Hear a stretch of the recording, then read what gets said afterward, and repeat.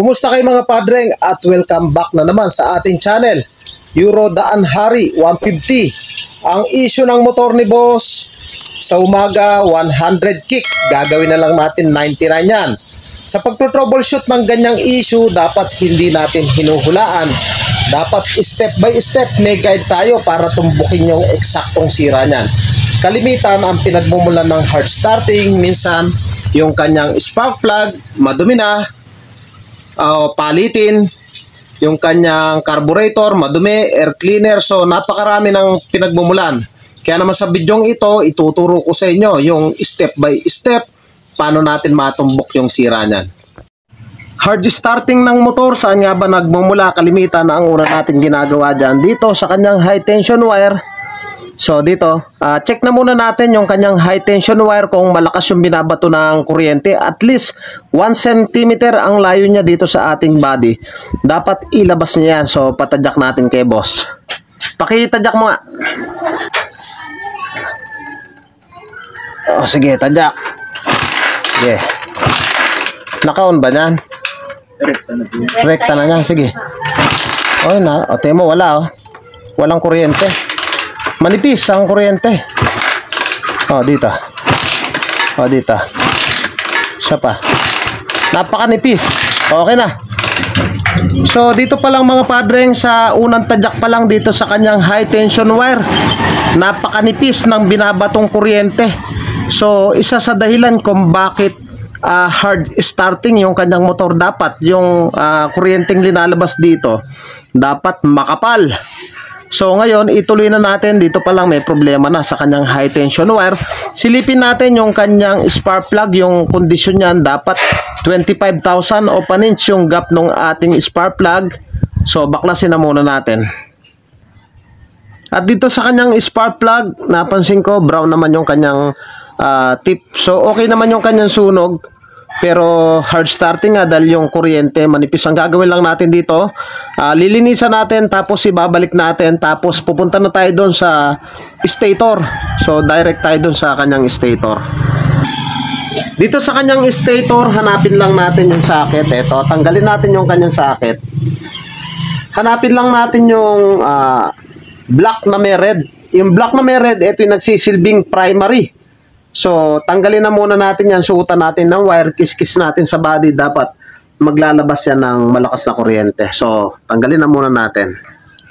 So, yung mga padreng, yung black na may red, ito yung ating primary. Ang ginawa ko lang, linagyan ko lang ng kapirasong wire. Tapos dito sa dulo, parang walis.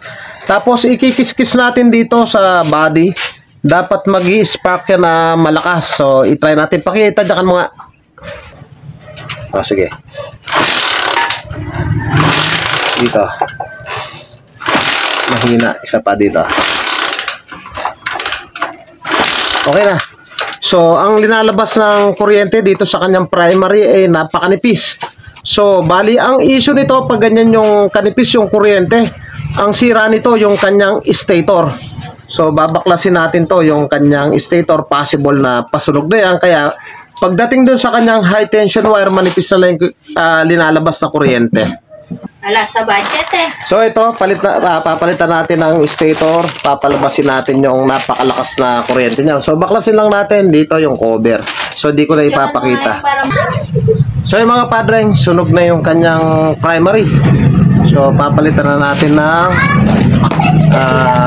panibago. So kasano natin to. So ito yung stator na kasano natin at pwede na nating ibalik. So yung mga padreng, nakasana natin yung stator. Sa unang video, halos manipis yung kuryenteng linalabas dito sa kanyang high tension wire. So nung trinace natin yung kanyang primary, yun nga, nasunog na nga. So patadyak natin kay boss, papakita ko sa inyo kung gaano kalakas. At least 1 cm dapat yung linalabas na kuryente. Sige, pakitadyak mo kung totoo nga. Sige. Ay, lakas, sumabot sa kamay. Lakas. Mabot sa kamay ko na naman. Isa pa. Kuryente na lang. Ayan o. Sige. Okay na. So, balik na natin yung kanyang spark plug. So, napansin ko rin yung kanyang carburetor, nalaglag na yung kanyang fuel screw. So, balik ko na muna to. So yung mga padreng, napalabas na natin yung kanyang kuryente at napakalakas. Ngayon dito, pansinin nyo rito sa kanyang carburetor, oh. Wala na yung fuel screw. Ayan, oh. So cause din yan ng hard starting. So tanggalin natin yung dalawang 10mm. Ayan, tapos dito baligtad yung kanyang filter.